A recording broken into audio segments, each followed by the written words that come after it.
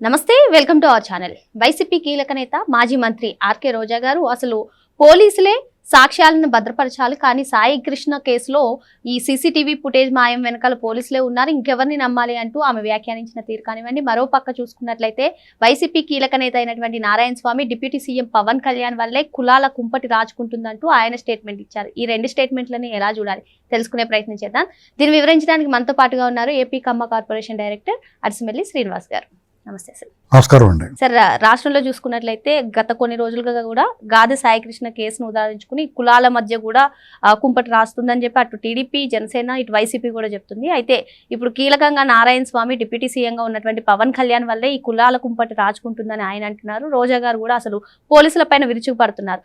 ఏదైతే సాక్ష్యాలని భద్రపరచాల్సింది పోలీసులే, కానీ అటువంటి పోలీసులే మాయం చేస్తున్నారు అంటూ సీసీటీవీ ఫుటేజ్ దానిపైన ఆమె మాట్లాడారు. ఎలా చూడాలి ఈ రెండు అంశాలని?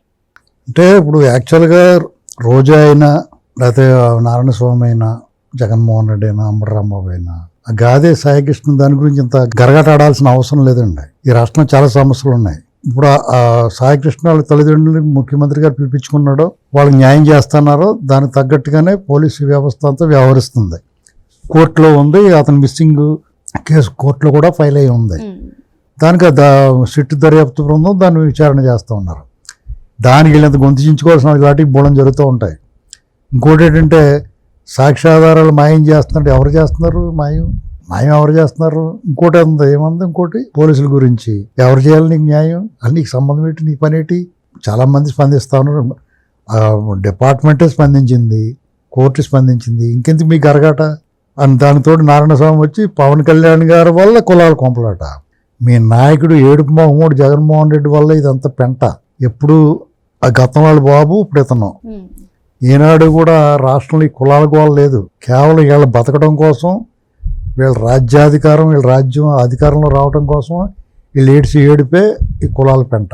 మిగతావాళ్ళు ఎప్పుడు పవన్ కళ్యాణ్ గారు స్పష్టంగా చెప్పారు సార్, నాకు ఒక కులానికి నన్ను పరిమితం చేయకండి అంటూ ఆయన చెప్పారు. ఇటు వైసీపీ వాళ్ళలో కూడా మనం చూసుకున్నట్లయితే వెంకటాయపాలెంలో వాళ్ళు కాపు కుల సంబంధించినటువంటి నేతలందరూ కూడా మీట్ అయ్యారు, మళ్ళీ మీట్ అవుతామని కూడా చెప్తున్నారు. మరి ఏంటి అసలు పవన్ కళ్యాణ్ ఏం మీట్ అయినా ఏమవుదండి? ఇప్పుడు ఇక్కడ ఏ ఒక్క కులము ఏ ఒక్క రాజకీయ పార్టీకి దఖలు చేయరు.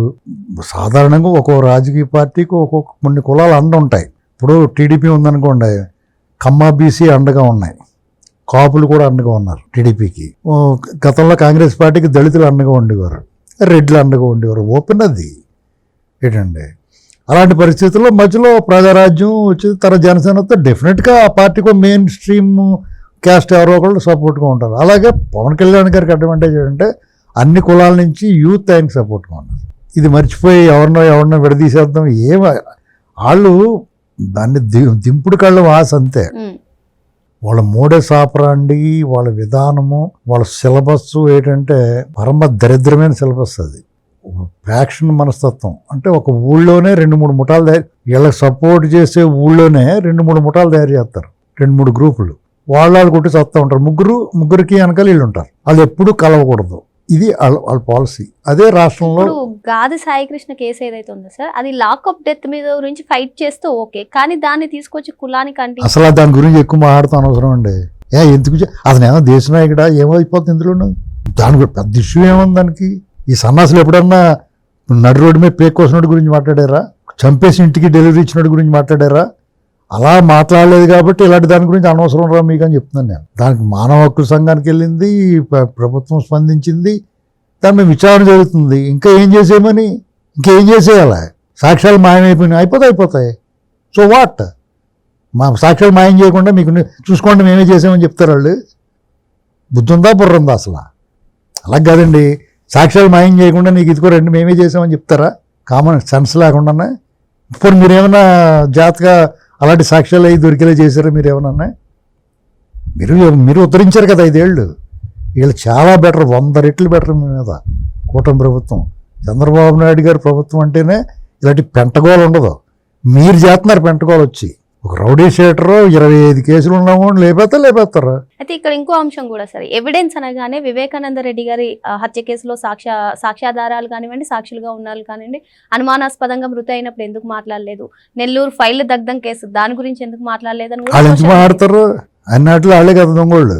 ఇప్పుడు ఇక్కడ చాలామంది పబ్లిక్ ఒపీనియన్ తీసుకుంటే ఇలాంటి వాళ్ళని లేవేమనే చెప్తారు ఎన్కౌంటర్ చేసేమని. దిశ ఎన్కౌంటర్ జరిగినా లేదా ఇంకో ఎన్కౌంటర్ జరిగినా లేదా శవాలు కాలవల్లో తేలుతున్నా భలేగా జరిగింది అంటున్నారు కదా. కారణం ఏంటి? ఇలాంటి వాళ్ళందరినీ ఇలాంటి దొంగనా కొడుకులు అందరూ సపోర్ట్ చేయబట్టే జనాలు ఒక రకమైన వెగట వచ్చేసింది వీళ్ళ మీద. చిన్న వయసుల్లోనే ఇలా ఈ రకంగా గంజాయి బ్యాచ్ల కింద బ్లేడ్ బ్యాచ్ల కింద తయారై ప్రజల ప్రాణాలు హరిస్తా భయం భ్రాంతులు గురి చేస్తుంటే వాళ్ళు ముద్దెట్టుకుంటారా? వాళ్ళని ఉద్ధరిస్తా కూర్చుంటారు. ఎవరిని మీ ఇంటికి తీసుకెళ్ళి కూర్చోబెట్టుకో, మీ ఇంటికి తీసుకెళ్ళి వాళ్ళని సాకు. ఇలాంటి వాళ్ళందరినీ తీసుకెళ్ళి జువైనల్ హోమ్లో కాకుండా మీ ఇంటికాడ ఏర్పాటు చేయి. ఈ పిచ్చి కుక్కల విషయంలో చూడండి అడ్డం మొత్తం రోడ్డు మీద వచ్చి కరిచేస్తూ ఉంటాయి. వాటినేమో అలా ఏం చేయకూడదు అంటారు కొంతమంది వచ్చి.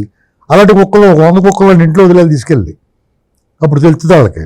ఇప్పుడు కుక్కలను కూడా చంపకూడదు కదా. మరి కుక్కలు వచ్చి కరిచేస్తుంటే ఏం చేస్తావు నువ్వు?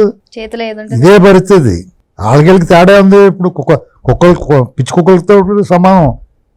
ఈ రకంగా చిన్న వయసులోనే రకరకాల కేసులు గీసులు ఉండి ప్రజలు ఇబ్బంది పెట్టి ఇప్పుడు పిచ్చి కుక్కనా దారుణం. ఇప్పుడు నేను మొహమాటం చెప్తున్నా, ఏమి సమర్థించను. నేనైతే నాగరాజు గారికి నా మద్దతు. మంచోడో చెడ్డోడో మానవ హక్కుల సంగతి దీన్ని ఒప్పుకుంటుందో ఒప్పుకోదో, కానీ కొన్నిసార్లు కాళ్ళు కుళ్ళిపోతున్నాడు కాలు తీయాల్సిన పరిస్థితి ఉంటుంది కదా. అసలు జగన్మోహన్ రెడ్డి గారు లేకపోతే ఈ గ్యాంగ్ అందరూ సపోర్ట్ చేయకుండా ఈ గోల్లో రాకపోతే మనమే చెప్తాం తప్పండి, అలా చేయకూడదు, పోలీసు వారు చట్ట వ్యతిరేకంగా వ్యవహరించకూడదు మీరు అని చెప్తాం. ఎప్పుడైతే ఈ గ్యాంగ్ అటు సపోర్ట్ చేస్తున్నారో ఆటోమేటిక్గా నాగరాజు గారికి మద్దతు పెరుగుతుంది.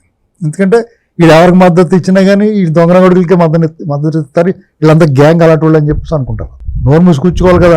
ఇదంతా టార్గెట్ ఏంటంటే రాజశేఖర బాబు గారు టార్గెట్. విజయవాడ సిపిగా ఉన్న ఆయన సిట్టు దర్యాప్తు బృందానికి నాయకత్వం వహిస్తున్నాడు. ఆయన తోలు తీసేసి మొత్తం తీగలాగి డొంకంతా కదిలించి మొత్తం వీళ్ళ బొమ్మ అంతా జగన్మోహన్ రెడ్డి మొత్తం చుట్టేసాడు. రేపో మాపో లోపల పోతున్నాడు. దానికి ప్యారలల్గా ఈడీ కూడా దర్యాప్తు చేస్తుంది. దాంట్లో కూడా మొత్తం పట్టేశారు. జగన్మోహన్ రెడ్డి రేపు మాపో లోపల పోతున్నాడు. అది అతనికి బాధ, అతని టార్గెట్.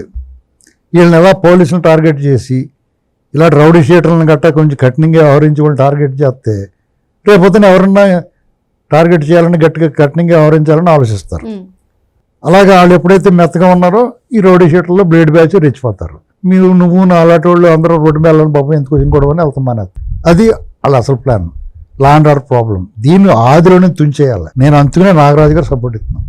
రాష్ట్రం బాగుండాలంటే ఎట్టి పరిస్థితుల్లోనూ కాండము తొలుచు పురుగులు, సమాజానికి హాని కలిగించే చెడ పురుగులందరినీ కూడా ఎలిమినేట్ చేసేయాలి. అంతే, తప్పదు. మిగతా సమాజం బాగుండాలంటే ఒక పండు కుళ్ళిపోయిన ఇక్కడ కోసుకుని మిగతా తినాలి. అంతే. మరో అంశంతో మళ్ళీ కలుద్దాం. Thank you sir.